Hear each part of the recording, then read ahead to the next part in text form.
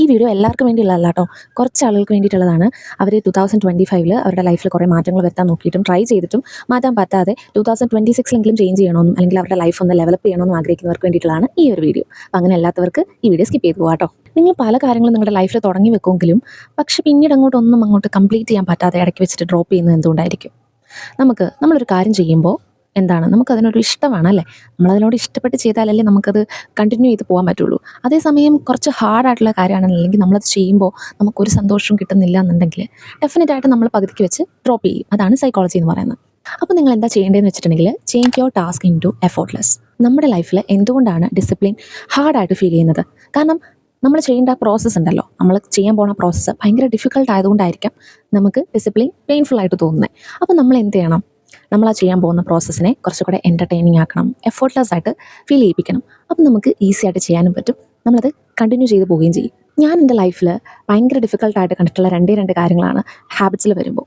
ഒന്ന് വർക്കൗട്ട് എന്ന് പറയുമ്പം ഞാൻ ചിന്തിക്കുമ്പോൾ തന്നെ എനിക്ക് തോന്നത്തില്ല. വർക്കൗട്ടിനെ പറ്റി ചിന്തിക്കുമ്പോൾ തന്നെ ഞാനത് വേണ്ടാന്ന് വെക്കും. കാരണം എനിക്കറിയാം അതിൻ്റെ ആഫ്റ്റർ എഫക്റ്റ് എന്തായിരിക്കുമെന്ന്. ഒരു ദിവസം വർക്കൗട്ട് സ്റ്റാർട്ട് ചെയ്തിട്ടുണ്ടെങ്കിൽ നെക്സ്റ്റ് ഡേ ഒടുക്കത്തെ പെയിൻ ആയിരിക്കും. ആ പെയിൻ വിചാരിച്ചിട്ട് ഞാൻ എന്ത് ചെയ്യും? ആ ഒരു വർക്കൗട്ട് ചെയ്യേണ്ടെന്ന് വെക്കും.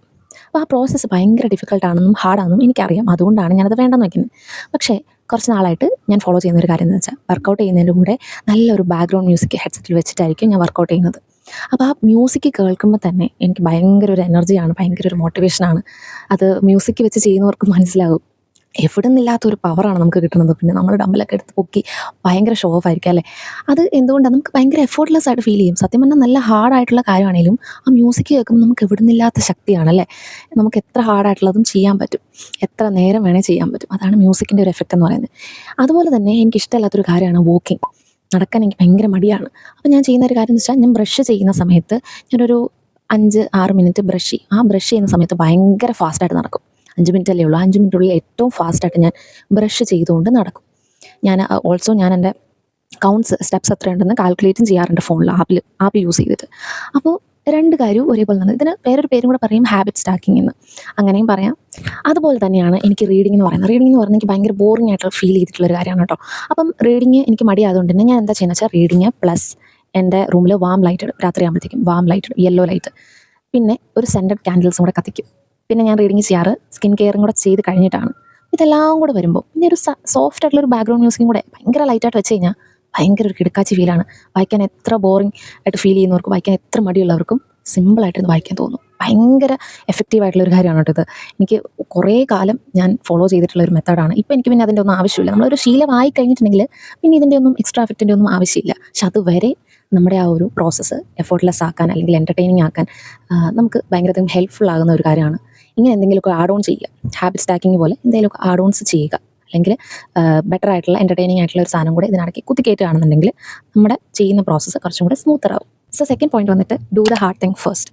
നമ്മൾ തലേ ദിവസം കുറേ കാര്യങ്ങൾ പ്ലാൻ ചെയ്യല്ലേ, ഇന്ന ചെയ്യണം, ഇന്ന കാര്യങ്ങൾ ചെയ്യണം, പഠിക്കണം, അങ്ങനെ കുറേ ടാസ്ക് നമ്മൾ പ്ലാൻ ചെയ്ത് വെക്കും.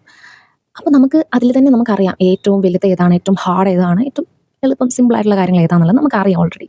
നമ്മളിത് നേരത്തെ അറിഞ്ഞു വെക്കുമ്പോൾ പിറ്റേ ദിവസം നമ്മൾ എണീക്കുമ്പോൾ നമുക്കറിയാം നമ്മൾ ഇത്രയും ഹാർഡായിട്ടുള്ള കാര്യം ഇന്ന് ചെയ്യാനുണ്ട്, ഹാർഡായിട്ടുള്ള കാര്യങ്ങൾ ചെയ്യാനുണ്ട് നമുക്കറിയാം. നമ്മൾ ചെയ്ത് തുടങ്ങുമ്പോൾ നമുക്കൊരു ടെൻഡൻസി കാണും ഹാർഡായിട്ടുള്ളത് അല്ലെങ്കിൽ ഡിഫിക്കൽട്ടായിട്ടുള്ളത് പോസ്റ്റ്പോൺ ചെയ്യാൻ അല്ലെങ്കിൽ പ്രൊക്കാസിനേറ്റ് ചെയ്യാനുള്ള ചാൻസസ് ഉണ്ട് അല്ലേ. എളുപ്പമുള്ളത് നമ്മൾ ചെയ്യും അല്ലേ, പക്ഷേ ഹാർഡായിട്ടുള്ളത് നമ്മളെപ്പോഴും മാറ്റി വയ്ക്കും. നമ്മൾ എന്ത് ചെയ്യുക? ഫസ്റ്റ് നമ്മുടെ ഡേ പ്ലാൻ ചെയ്യുക, ഓരോ ഡേയും പ്ലാൻ ചെയ്യുക. എന്നിട്ട് അതിനകത്ത് നമ്മൾ കോൺസ്റ്റൻ്റ് ആയിട്ട് നമ്മളിങ്ങനെ പ്രൊക്കാസിനേറ്റ് ചെയ്യുന്ന മാറ്റി വെക്കുന്നതായിട്ടുള്ള കുറേ ടാസ്കുകൾ ഉണ്ടാവുമല്ലോ, അത് മാത്രം ഐഡൻറ്റിഫൈ ചെയ്തിട്ട് അത് ഫസ്റ്റ് ചെയ്യുക. അത് നമ്മൾ ഫസ്റ്റ് ചെയ്യുക, ബാക്കിയെല്ലാം സെക്കൻഡറി ആണ് കേട്ടോ. നമ്മൾ ഏറ്റവും മേക്ക് ഷുവർ ചെയ്യേണ്ട കാര്യം എന്ന് വെച്ചാൽ, അന്നത്തെ ദിവസം ഇത് ചെയ്യാണ്ട് വേറെ ഒന്നും ചെയ്യാൻ പാടില്ല. രാവിലെ എന്നിട്ട് ഫോൺ ചെയ്യാൻ പാടില്ല, ഫോണിൽ റീൽസ് സ്ക്രോൾ ചെയ്യാൻ പറ്റും, ഒന്നും ചെയ്യാം, ഒരു ആക്ടിവിറ്റീസും ചെയ്യാൻ പാടില്ല. എല്ലാം ചെയ്യാം. ഈ ഫസ്റ്റ് ഹാർഡ് തിങ്സ് ചെയ്തതിന് ശേഷം ബാക്കിയെല്ലാം നമുക്ക് ചെയ്യാം. അങ്ങനെയൊന്ന് നിങ്ങൾ പ്ലാൻ ചെയ്ത് നോക്കി, നിങ്ങളുടെ ഡേ കുറച്ചും കൂടി ഈസി ആവും. നിങ്ങൾ ഈ പ്രൊക്കാസിനേറ്റ് ചെയ്യുന്ന കാര്യങ്ങൾ ആദ്യം നടന്നു കിട്ടും. ഇന്ന് നമുക്കൊരു ഇതുണ്ട്, ആദ്യം ഹാർഡായിട്ടുള്ളതൊക്കെ നടന്നല്ലോ, ഇനിയുള്ളതെല്ലാം സിമ്പിൾ അല്ലേ, നമുക്ക് ചെയ്ത് തീർക്കാമെന്നല്ലേ ഉള്ളൂ. ആ ഒരു മൈൻഡ് സെറ്റിലൂടെ നമ്മളെത്തും. നെക്സ്റ്റ് പോയിന്റ് വന്നിട്ട് സെൽഫ് ടോക്ക്. എനിക്ക് നിങ്ങളടുത്ത് പറയാനുള്ളത്, ദയവ് ചെയ്ത് ആരൊക്കെ എന്തൊക്കെ നാട്ടുകാരും വീട്ടുകാരും കൂട്ടുകാരും എന്തൊക്കെ പറഞ്ഞെന്ന് പറഞ്ഞാലും ദയവ് ചെയ്ത് നിങ്ങളെ ചവിട്ടരുത്. നിങ്ങളെ എന്താ പറയുക, മോശം പറയരുത്. ആരൊക്കെ നിങ്ങളെ മോശം പറഞ്ഞാലും നിങ്ങൾ അൾട്ടിമേറ്റായിട്ട് എന്താ പറയുക, അതങ്ങനെയല്ല, ഞാൻ എങ്ങനെയാണെന്ന്, ഞാൻ എന്താണെന്ന് എനിക്കറിയാം. അത് നിങ്ങളെ പറഞ്ഞ് പഠിപ്പിക്കുക. കാരണം എന്താ പറയുക, ആരൊക്കെ എന്തൊക്കെ നിങ്ങളെ പറഞ്ഞു പറഞ്ഞാലും നിങ്ങളെ ചവിട്ടിക്കഴിഞ്ഞാൽ അവിടെ തീരുമല്ല. ഇനി നിങ്ങൾക്ക് ഒരു കാര്യം നിങ്ങൾക്ക് നേരെ ചെയ്യാൻ പറ്റത്തില്ല. ജീവിതകാലം മൊത്തം കുറേ ഇൻസെക്യൂരിറ്റീസ് ആയിട്ടും അതും ഇതുമായിട്ടും കോൺഫിഡൻസ് ഇല്ലാണ്ട് ജീവിക്കേണ്ടി വരും. അതുകൊണ്ട് ആരൊക്കെ ലോകം മൊത്തം എതിര് നിന്നാലും നിങ്ങൾ നിങ്ങളെ കൈവിടരുത്. നിങ്ങൾ നിങ്ങളെ പറ്റി ബാഡായിട്ടുള്ള ടോക്ക് കോമഡി ആയിട്ട് പോലും പറയരുതെന്നാണ് എനിക്ക് പറയാനുള്ളത്. കോമഡി ആയിട്ട് പോലും നമ്മളതിങ്ങനെ പറഞ്ഞുകൊണ്ടേ ഇരിക്കും തോറും അത് നമ്മുടെ റിയാലിറ്റിയായി മാറും. ബ്രെയിൻ ഇതൊന്നും അറിയത്തില്ല. ബ്രെയിൻ ഓർക്കണ ഈ കുട്ടി കുറേ കാലമായല്ലോ ഞാൻ മണ്ടിയാന്ന് പറയുന്നു. ഓക്കെ, അവൾ മണ്ടിയായിരിക്കും. ബ്രെയിൻ പോലും അങ്ങനെ ചിന്തിക്കാം. ഓക്കെ, അതായിരിക്കും നമ്മുടെ റിയാലിറ്റി ആവാൻ പോകുന്നത്. അതേസമയം ഞാൻ കോൺഫിഡൻ്റ് ആണ്, അല്ലെങ്കിൽ ഞാൻ ഗുഡ് ഇനഫ് ആണ്, ഞാൻ വെർത്തിയാണ് എന്ന് സ്വന്തമായിട്ട് പറഞ്ഞ് പഠിച്ചു നോക്കിക്കേ. ഇടയ്ക്കിടയ്ക്ക് ഇതിങ്ങനെ അഫിർമേഷൻസ് ഇങ്ങനെ ഒന്ന് പറഞ്ഞു നോക്കി. അത് നിങ്ങളുടെ ലൈഫിൽ റിയാലിറ്റിയായി മാറും. ഇഫ് നിങ്ങൾ അങ്ങനെ അല്ലെങ്കിൽ പോലും ഇത് പറയും തോറും അത് നിങ്ങളുടെ റിയാലിറ്റിയായി മാറും. ആരൊക്കെ ചുറ്റുമുള്ളവർ എന്തൊക്കെ വന്നെന്ന് പറഞ്ഞാലും നിങ്ങൾ അതെടുക്കരുത്. നിങ്ങളിൽ കോൺഫിഡൻ്റ് ആയിരിക്കണം. നിങ്ങളെ ചവിട്ടരുത്. അത്രേ എനിക്ക് പറയാറുള്ളൂ. നിങ്ങളെ പറ്റി എത്രത്തോളം ബാഡ് പറയുന്നോ അവിടെയാണ് എന്താ പറയുക നിങ്ങളുടെ ലൈഫ് മാറാൻ പോകുന്നത്.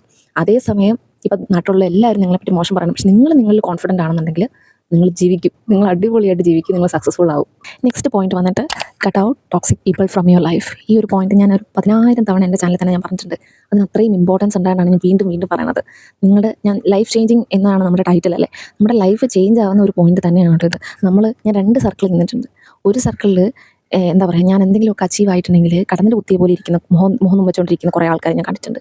കടന്നിൽ കുത്തിയ മോന്തയും വെച്ചുകൊണ്ടിരിക്കുന്ന കുറച്ചധികം ഫ്രണ്ട്സ് എന്ന് വിളിക്കാൻ പറ്റില്ല അവരെ, ഇനിയും വിളിക്കാൻ പറ്റില്ല. അല്ലെങ്കിൽ ഞാൻ അവരെക്കാൾ എന്തെങ്കിലും ഇച്ചിരി ബെറ്റർ ആയി കഴിഞ്ഞാൽ ഉടനെ അവരുടെ മോന്ത മാറുന്നതാണ്. ഞാൻ എക്സ്പെക്ട് ചെയ്യുന്നത് അവർ എന്നെ പോലെ തന്നെ അവരും ഹാപ്പി ആവും എന്ന് പറഞ്ഞ് ഞാൻ അവരുടെ എല്ലാ മോന്തയിലോട്ട് നോക്കുമ്പോൾ കാണുന്നത് അതൊന്നുമല്ല, നേരെ ഓപ്പോസിറ്റാണ്. അതുപോലെ തന്നെ എന്ത് നമ്മൾ നല്ലത് ചെയ്യാൻ നോക്കിയാലും കളിയാക്കി നമ്മളെ ഇൻസെക്യൂർ ആക്കുന്ന കുറച്ചധികം ആൾക്കാർ.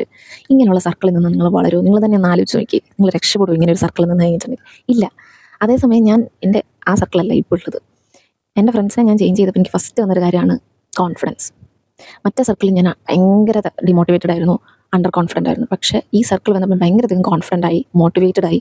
പുതിയ കാര്യങ്ങൾ ട്രൈ ചെയ്യാനൊരു മോട്ടിവേഷൻ കിട്ടി. എന്താ പറയുക, നമ്മൾ എന്തെങ്കിലും പ്ലാൻ ചെയ്യുമ്പോൾ തുടങ്ങടി, നല്ലതായിരിക്കും, തുടങ്ങ് എന്ന് പറഞ്ഞ് സപ്പോർട്ട് ചെയ്യുന്ന ആൾക്കാർ. അല്ലെങ്കിൽ നമ്മളെന്തെങ്കിലും അച്ചീവ് ചെയ്ത് കഴിഞ്ഞാൽ നമ്മളെപ്പോലെ തന്നെ ഹാപ്പി ആവുന്ന അവരുടെ മുഖം കാണുമ്പോൾ നമുക്ക് മനസ്സിലാവും. നമ്മളെപ്പോലെ തന്നെ നന്നായിട്ട് ചെയ്തിട്ട് നല്ല രസമുണ്ട്, നീ കണ്ടിന്യൂ ചെയ്യുക, നിനക്ക് നല്ലൊരു ഭാവി ഉണ്ട് എന്നൊക്കെ പറഞ്ഞ് നമ്മളെ മോട്ടിവേറ്റ് ചെയ്യുന്ന ആൾക്കാർ. വെറുതെ മോട്ടിവേഷൻ അല്ല കേട്ടോ. എന്ന് വെച്ചാൽ എന്തിനും ഏതിനും സപ്പോർട്ട് ചെയ്യുന്ന അങ്ങനത്തെ ഫേക്ക് ഫ്രണ്ട്സ് അല്ല. എന്ന് വെച്ചാൽ നമുക്ക് മനസ്സിലാവും അവർ നമ്മൾക്ക് എന്തെങ്കിലും ഇമ്പ്രൂവ് ചെയ്യാനുണ്ടെങ്കിൽ അത് പറഞ്ഞു തരും. അറ്റ് ദ സെയിം ടൈം അത് കളിയാക്കണ്ടല്ല, നമ്മളെ കളിയാക്കി കൊല്ലുമല്ലേ ചെയ്യുന്നത്. മാന്യമായിട്ട് നമ്മളെ അവരൊന്ന് പറഞ്ഞു തരും. നീ ഇന്ന കാര്യങ്ങൾ മാറ്റി വരുത്താനുണ്ട്, ഇന്ന കാര്യങ്ങൾ നന്നായിട്ടുണ്ട്, അങ്ങനെ പറഞ്ഞു തരുന്ന സുഹൃത്തുക്കൾ. അതാണ് സുഹൃത്തുക്കൾ എന്ന് പറയുന്നത്. അങ്ങനെയുള്ളവരെല്ലാം നിങ്ങളുടെ കൂടെ ഇപ്പോൾ ഉണ്ടെന്നുണ്ടെങ്കിൽ ദയവ് ചെയ്ത് നിങ്ങളതൊന്ന് മാറ്റിക്കഴിഞ്ഞാൽ നെക്സ്റ്റ് ഡേ നിങ്ങളുടെ ഫേസിൽ ഒരു ഗ്ലോ വരും. അത് ശ്രദ്ധിച്ചാൽ മനസ്സിലാവും. അതൊരു പ്രത്യേക ഗ്ലോ ആയിരിക്കും കേട്ടോ. എന്ന് വെച്ചാൽ പോസിറ്റീവായിട്ടുള്ള ആൾക്കാരുടെ കൂടെ കൂടുമ്പോൾ നമ്മൾ ഭയങ്കര ഹാപ്പി ആയിരിക്കും. നമ്മുടെ ഫേസിലൊരു പ്രത്യേക ചാംനെസ് ആണ്. അതുപോലെ തന്നെ നമ്മൾ പിറ്റേ ദിവസം തൊട്ട് നമ്മൾ പുതിയ കാര്യങ്ങൾ ട്രൈ ചെയ്യാൻ തുടങ്ങും. നമ്മൾ എന്താ പറയുക, എല്ലാത്തിലും നമ്മുടെ കൂടെ കട്ടയ്ക്ക് നിൽക്കും അവർ. അങ്ങനെയുള്ളൊരു സർക്കിൾ നിങ്ങൾ ചൂസ് ചെയ്യുക. അതല്ലാത്തവരുണ്ട് നിങ്ങളുടെ കൂടെ ഉണ്ടെന്ന് എനിക്കറിയാം. അങ്ങനെയുള്ളവരെ നിങ്ങൾ കളയാണെന്നുണ്ടെങ്കിൽ 2026 നിങ്ങൾ രക്ഷപ്പെടും. അത്രേ എനിക്ക് പറയാനുള്ളൂ. അടുത്ത പോയിന്റ് വന്നിട്ട് replace bad habits four good എന്ന് വെച്ചിട്ടുണ്ടെങ്കിൽ നമുക്ക് ഓൾ ഓഫ് എ സഡൻ നമ്മുടെ ലൈഫിൽ ചേഞ്ച് ചെയ്യണം, ലൈഫ് മാറ്റണം. ഓക്കെ, 2-3 ഹാബിറ്റ്സ് സ്റ്റാർട്ട് ചെയ്യാം.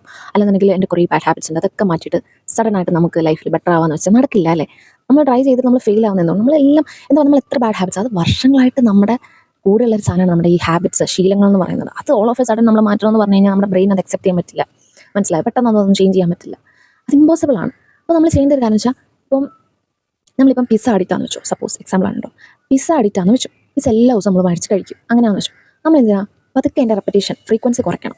വെച്ചാൽ ഒന്നര വട്ടം ഇപ്പം എല്ലാ ദിവസവും അല്ലേ, ഒന്നര വട്ടം അങ്ങനെ അല്ലെങ്കിൽ ഫ്രീക്വൻസി കുറയ്ക്കണം. അതിങ്ങനെ അങ്ങോട്ടും മാറ്റി പതുക്കെ അത് സ്ലോലി റെഡ്യൂസ് ചെയ്തെടുക്കണം. ആദ്യം 1.5 വട്ടം, പിന്നെ 2 ദിവസം കൂടുമ്പോൾ, 3 ദിവസം കൂടുമ്പോൾ, അങ്ങനെ സ്ലോലി റെഡ്യൂസ് ചെയ്യണം. അല്ലാണ്ട് പെട്ടെന്ന് ഒരു ദിവസം പിസ്സ മാറ്റിയിട്ട് സാലഡ് തിന്നാൻ തുടങ്ങാമെന്ന് പറഞ്ഞാൽ നടക്കുന്ന കാര്യമില്ല. മനസ്സിലായോ? അങ്ങനെ ചെയ്യുന്നവരുണ്ടായിരിക്കും, ഗുഡ്. പക്ഷെ അങ്ങനെ അല്ലാത്ത എന്നെപ്പോലുള്ള ആൾക്കാർക്ക് വേണ്ടിയിട്ടാണ് ഈ ഒരു ടിപ്പ് എന്ന് പറയുന്നത് കേട്ടോ. പിന്നെ നമ്മൾ എന്താ വെച്ചിട്ടുണ്ടെങ്കിൽ ഹോം മെയ്ഡ് പിസ്സ. പക്ഷേ നമ്മൾ കടയിൽ നിന്ന് സ്ലോലി റെഡ്യൂസ് ചെയ്ത് ഇങ്ങനെ ഓരോന്നോരോന്ന് കുറച്ചിട്ട് നമ്മൾ ഹോമിലോട്ടാക്കണം. നമ്മൾ വീട്ടിൽ നിന്ന് ഉണ്ടാക്കുന്ന പിസ്സ. അപ്പോൾ നമ്മുടെ വീട്ടിലെ ഇൻഗ്രീഡിയൻസ് ആകുമ്പോൾ കുറച്ചും കൂടെ ഹോം മെയ്ഡ് ആകുമ്പോൾ കുറച്ചും കൂടെ ഹെൽത്തി ആയിരിക്കും അല്ലേ. ഹോട്ടൽ ഫുഡിനേക്കാളും എന്തായാലും ഹെൽത്തി ആയിരിക്കില്ല ഹോം മെയ്ഡ്. പിന്നെ എന്ത് ചെയ്യണം, അതിൻ്റെ പോർഷൻ സൈസ് റെഡ്യൂസ് ചെയ്യണം. എന്ന് വെച്ചാൽ നമ്മളൊരു ഓൾ പിസ്സ ഫുള്ളും കഴിക്കുന്നതിന് പകരം അതിനകത്ത് 2 സ്ലൈസ്, 1 സ്ലൈസ്, 3 സ്ലൈസ് അങ്ങനെയൊക്കെ കഴിക്കണം. മനസ്സിലായി? ഇങ്ങനെ ഗ്രാജുവലി നമുക്കൊരു സാധനം റെഡ്യൂസ് ചെയ്യാൻ പറ്റുള്ളൂ. മനസ്സിലായോ? പെട്ടെന്നൊരു സുപ്രഭാതത്തിലെല്ലാം മാറ്റാൻ നമുക്ക് പറ്റത്തില്ല. നമ്മൾ മനുഷ്യരാണ്. നമുക്ക് ഡോപ്പമിൻ ക്രാഷ് എന്ന് പറയാം. ഡോപ്പമിൻ എന്ന് പറഞ്ഞാൽ നമുക്ക് ചീപ്പ് ഡോപ്പമിനാണ് ഇതൊക്കെ. ഈ ഫോൺ അഡിക്ഷൻ, ഈ ജങ്ക് ഫുഡ് എന്നൊക്കെ പറഞ്ഞിട്ടുണ്ടെങ്കിൽ ഡോപ്പമിനാണ് നമുക്ക് ഭയങ്കര ഹൈ കിട്ടുന്ന ഒരു സാധനം. ആ സാധനം പെട്ടെന്ന് അങ്ങോട്ട് നമ്മുടെ ബോഡിയിൽ നിന്ന് ഇല്ലാണ്ടാകുമ്പോൾ നമുക്ക് ഭയങ്കരമായിട്ട് തളർച്ച, ക്ഷീണം, മടി, അലസത, സോൺ ഔട്ടാവും, അങ്ങനെ കുറേ പ്രശ്നങ്ങൾ വരും. അങ്ങനെ ഒരു സഡൻ സാധനം അല്ലെങ്കിൽ സഡൻ ഡിസ്ട്രപ്ഷൻ എന്ന് പറയുന്നത്, നമ്മുടെ റുട്ടീനിലെ ഡിസ്ട്രപ്ഷൻ വരുമ്പോൾ പെട്ടെന്ന് നമ്മളൊരു കാര്യം ചെയ്തുകൊണ്ടിരുന്ന റുട്ടീൻ മാറ്റി പെട്ടെന്ന് പുതിയൊരു റുട്ടീൻ എന്നൊക്കെ പറഞ്ഞാൽ നമുക്ക് ബ്രെയിൻ ഭയങ്കരമായിട്ട് ബുദ്ധിമുട്ടാണ്. അപ്പം ബ്രെയിൻ റിജക്റ്റ് ചെയ്യും. അതുകൊണ്ടാണ് നമ്മൾ എന്ത് ചെയ്യുക, എന്തൊക്കെ ട്രൈ ചെയ്താലും ഫെയിൽ ആകുന്നത്. സോ ഇങ്ങനെ ഗ്രാജ്വലി റെഡ്യൂസ് ചെയ്യാന്നുണ്ടെങ്കിൽ നമുക്ക് എന്താ പറയുക, ഈസി ആയിട്ട് നമ്മുടെ ആ ഒരു ഗോളിലോട്ട് നമുക്ക് റീച്ച് ചെയ്യാൻ പറ്റും. നമുക്ക് ഭയങ്കര ഒരു ബോഡിക്ക് ബുദ്ധിമുട്ടും ഉണ്ടാവില്ല, ഭയങ്കര ഒരു പ്രശ്നമോ വയ്യായികളോ ഒന്നും ഉണ്ടാവാതെ തന്നെ നമുക്ക് സ്മൂത്തായിട്ട് നമുക്ക് കാര്യങ്ങൾ ചെയ്യാൻ പറ്റും. So last and final point വന്നിട്ട് സ്റ്റോപ്പ് സീക്കിംഗ് അപ്രൂവൽ. നമ്മൾ ഓരോ തവണയും നമ്മൾ അപ്രൂവൽ സീക്ക് ചെയ്യുമ്പോൾ, പുറത്തുനിന്ന് നമ്മുടെ ഫ്രണ്ട്സ് ആയിരിക്കാം, നമ്മുടെ പാർട്ട്ണർ ആയിരിക്കാം, നമ്മുടെ ഫാമിലി ആയിരിക്കാം, ആരും ആയിക്കോട്ടെ, നമ്മൾ അവരുടെ കയ്യിൽ നിന്ന് ഒപ്പീനിയൻ അല്ലെങ്കിൽ നമ്മൾ അവരുടെ കയ്യിൽ നിന്ന് ഒരു പെർമിഷൻ നമ്മൾ മേടിക്കാൻ പോകും തോറും നമ്മൾ നമ്മളുടെ പവർ അവർക്ക് കൊടുക്കുകയാണ്, നമ്മുടെ കൺട്രോൾ അവർക്ക് കൊടുക്കുകയാണ്, നമ്മുടെ കീ അവർക്ക് കൊടുക്കുകയാണ്. പിന്നെ അങ്ങോട്ട് ലൈഫിൽ എന്ത് ഡിസിഷൻ എടുക്കണേലും എന്തൊക്കെ ചെയ്യണമെന്ന് പറഞ്ഞാലും അവരനുവാദം തന്നാലേ നമുക്ക് ചെയ്യാൻ പറ്റുള്ളൂ. അവരനുവാദം തന്നില്ല എന്നുണ്ടെങ്കിൽ നമ്മൾ എത്ര ആഗ്രഹിക്കുന്ന കാര്യമാണ്, നമ്മുടെ എത്ര വലിയ ഡ്രീമാണെന്ന് പറഞ്ഞാലും നമുക്കത് നടത്താൻ പറ്റത്തില്ല. അപ്പോൾ ആരോടും ഒപ്പീനിയനോ അപ്രൂവലോ ഒന്നും ചോദിക്കാൻ നിൽക്കണ്ട. എന്തെങ്കിലും ചെയ്യാനുണ്ടെങ്കിൽ 2026 തുടങ്ങുക. തുടങ്ങുക. പോയാലും നിങ്ങൾക്കേ ഉള്ളൂ, കിട്ടിയാലും നിങ്ങൾക്കാണ്. അത്ര ഓർത്താൽ മതി. വേറെ ആർക്കും ഒന്നും കിട്ടാനുമില്ല, പോകാനുമില്ല. എന്തെങ്കിലും നിങ്ങൾ ചെയ്തിട്ട് തെറ്റ് പറ്റിയിട്ടുണ്ടെങ്കിൽ നിങ്ങൾക്കേ പോകാനുള്ളൂ. എന്തെങ്കിലും നിങ്ങൾ ചെയ്തിട്ട് ശരിയായി സക്സസ്ഫുൾ ആയെങ്കിൽ അപ്പോഴും നിങ്ങൾക്കാണ്. ഈ പറയുന്ന നാട്ടുകാർക്ക് ആർക്കൊന്നുമില്ല. മനസ്സിലായോ? സോ ആരുടെയും ഒപ്പീനിയൻ, ആരുടെയും അപ്രൂവൽ നോക്കാൻ നിൽക്കണ്ട.